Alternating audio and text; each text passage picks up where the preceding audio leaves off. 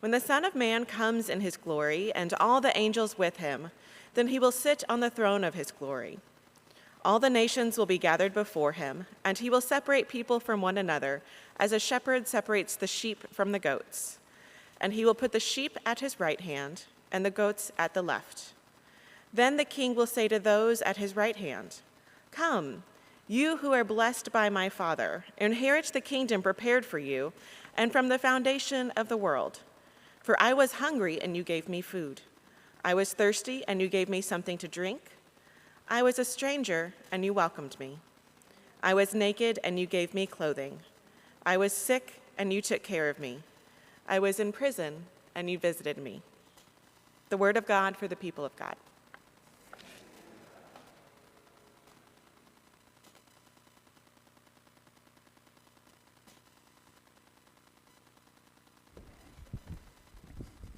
So during the month of August, we have been working through a sermon series that we're calling Images of God, where we've taken a look at different pieces of art that different artists have created that tell us a little bit about who God is. We've seen, we've looked at the Sistine Chapel that was created by Michelangelo, and all of the intense art that's in there. It was really interesting to find out that the Sistine Chapel is only slightly larger than this sanctuary that we're in right now. Usually when I think about the Sistine Chapel, I think about it as something gigantic. I've never been there, not yet at least.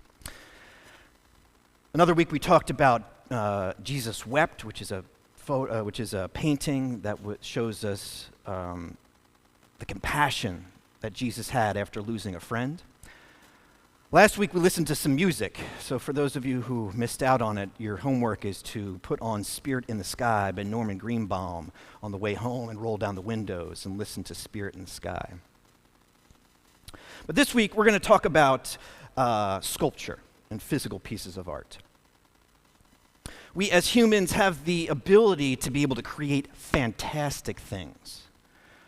We see problems in life, and we do the work to try and fix those problems. I mean, take this building that's in Copenhagen. There is a building in Copenhagen that was finished recently that is actually a clean burning power plant that takes waste and turns it into clean energy. It's this building right here, and you'll notice on it, there is a green, what looks like a green park going up and down it. And what that is a park for people to come through.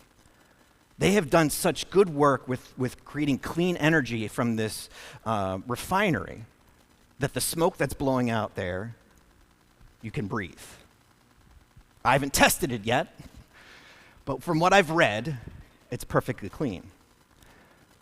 But you see, this building also has a dual purpose. That green space that we have walking, that goes up the side of the building there, is a park where people can come and gather. And since it's in Copenhagen, when it snows, you can ski down that mountain. Fascinating stuff. How we take something that we think is waste and we turn it into something positive. There's also this building in Chicago, and for those of you who have ever been to Chicago and have been on the architecture tour, you might have seen this building. This building up here, it looks weird from the ground. It's called the Aqua Building. Right? Or if you're walking by it, you might think that it looks like it has waves on it, because it does.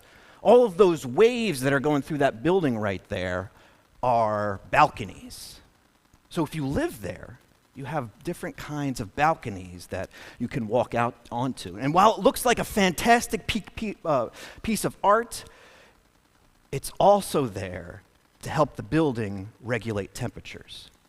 You see, when the sun hits that building right there, it creates shade on different parts of the building, keeping the building cool during the hottest parts of the day. It's the way of thinking about how design is important in how we live. And when we create things that help us out, not only are they beautiful, but they're also practical. Now you might be saying to yourself, well, yes, we can do this with power plants. That's great. That's fantastic. We can do this with apartment buildings, which is wonderful, or condos. But what about the everyday, mundane thing, like a park bench?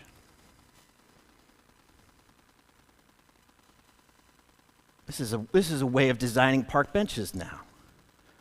Now, we've also seen benches like this in airports as well, so that when you're waiting for a gate, you have an opportunity to sit in a bench.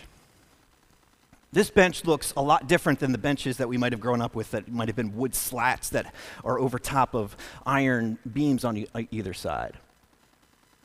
And what we're finding here is actually our benches that have singular seats with an armrest on either side.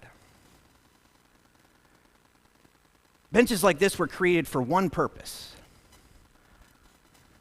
to stop people from sleeping. Now, when you're in the airport, you want a place to sleep because you've been on a long layover, or your flight's been canceled multiple times over. But when we see benches like this on the street, it's targeting one group of people: folks who are unhoused. Recently, there's been a piece of art that has started to pop up in different places of the world. That's called Homeless Jesus. It's a sculpture of somebody who is wrapped in a cloth, laying on a bench. You can't see the face of the person who's in there, but it's an art installation that has been placed in multiple cities around the world. When this piece of art first came out and was placed in a public space, the police received phone calls saying that there were people sleeping on benches in the area. People were up in arms. When they found out it was just a piece of art or an art installation, people became more angry with the piece of art.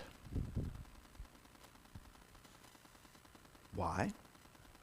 Well, you'd have to ask individual people what that meant. But I would have to guess that it shows a mirror to a lot of us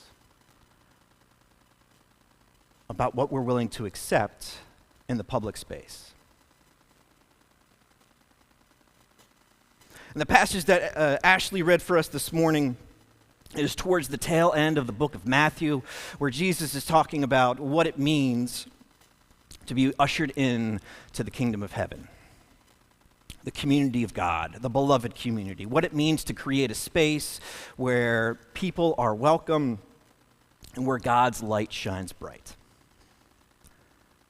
And in this passage, we read towards the tail end who is being welcomed into this place. And what Jesus is trying to remind the people who are listening is that those people who are willing to, who have the compassion to, who have the empathy to see God's face in the stranger, in the hungry, and the unclothed, and I would say the unhoused.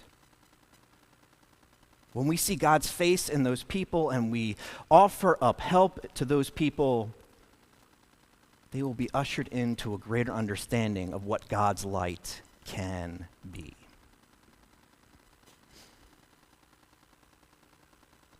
It's a bold message, some 2,000 years later. Bold because we are still shocked so much about how we treat people that it's easier to create benches with armrests than it is to find solutions to homelessness.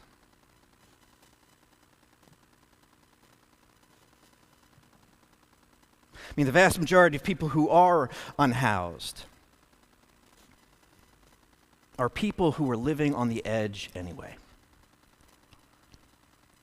Folks who had too much credit card debt and they lost their apartment. People who had a breakup in a relationship and just couldn't afford to live in a house or an apartment. These are folks who are battling addiction. People with mental health concerns that just aren't being addressed. I lived for a time in Washington, D.C., back in the late 2000s. The aughts, I think we call them now. Where when I was there, I found that more of the people who were unhoused were veterans. People who had served in the military, who had gone off and gone through complete stress, who had been trained to serve. But when their time was done, they weren't trained, they weren't given compassion about how to reassimilate with everyday life. Because of that, a large population of DC's homeless are veterans. Jesus saw something in these people. He saw their stories. He saw them as not just nuisances on the street, but people who were lost, people who had been forgotten, people who were just trying to get by. Jesus saw them as human beings first and foremost. And the last thing that he's going to do is call the authorities on them.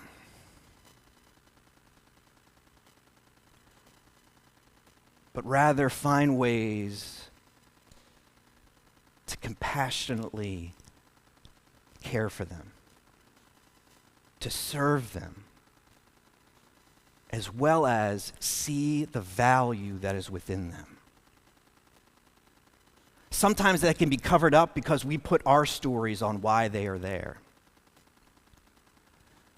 But Jesus saw past the narratives that we place on them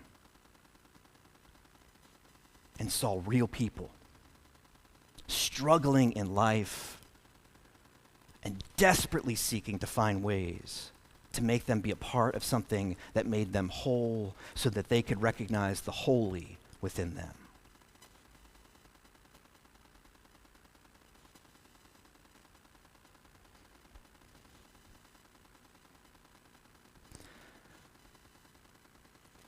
I wonder if you had seen this image parked out front of 24 Madison Avenue, how you would look at it. Would you see it as a nuisance? Would you see it taking up just too much space on the sidewalk so it's hard to walk by?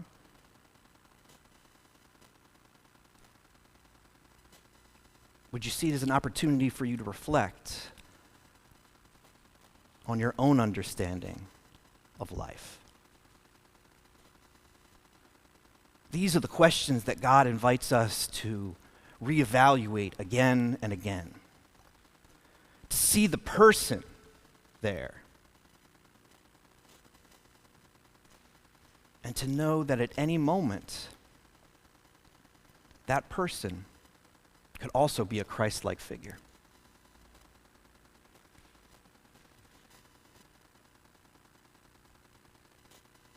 Now, the systemic issues that go within poverty are big and vast and gigantic. And they might feel like they are so hard to overcome. What is one thing that I can do when it just feels so very big? It's in those instances that we need to think small. What are the small acts that we can do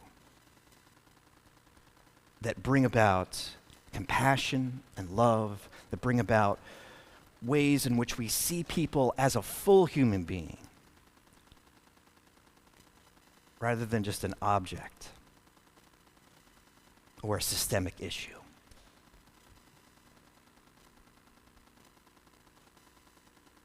I mean, what would it look like for this congregation to rally behind one thing that we see as a way that leads towards homelessness or poverty or hunger? What's one thing that we could rally around?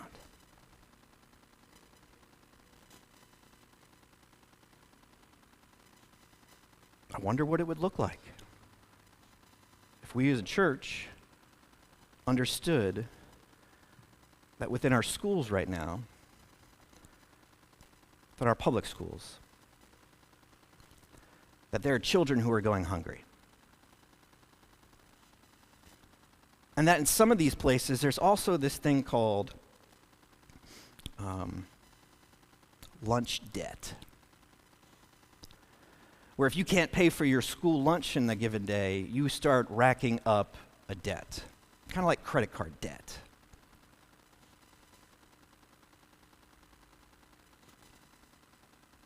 But for some kids and some families, that debt gets to be too high.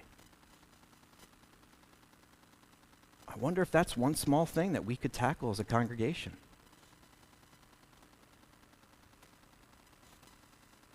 To hold a special offering every once in a while and say, we're going to raise money to help eliminate student lunch debt. Because something as small as that, taking that debt away, can mean another rent payment for a family. It can mean another car payment so someone can get to work. It's these small things that we do together that slowly start to bring us closer together and showing others that God's light is within them. Now, we're ingenious people. We can create a power plant that burns waste. That's also a ski mountain. We can create a building that has waves in it that keeps it cool. We are also people that care deeply enough about opportunities and people that when we come together, our shared ingenuity can create anything. It can create anything. But first, we need to come together. To see the face of Christ in the last, the lost, and the least, and to serve compassionately, to serve joyfully. Because when we do that, we're shining God's light in those places. Not out of guilt, but out of compassion. So this week, friends, I encourage you to know that you are ingenious, that you have it within you to create wonderful things, and that when we come together to solve the world's biggest problems on a small scale, God's light shines through. Amen.